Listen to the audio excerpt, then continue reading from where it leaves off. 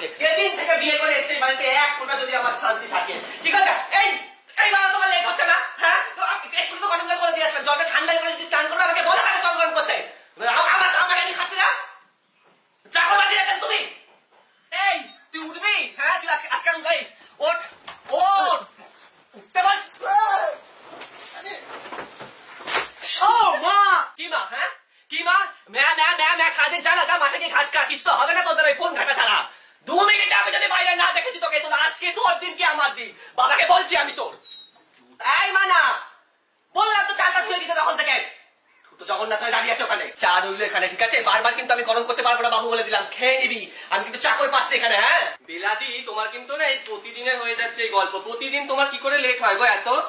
বুঝি না আমি তোমার সেম জিনিস প্রত্যেক দিন।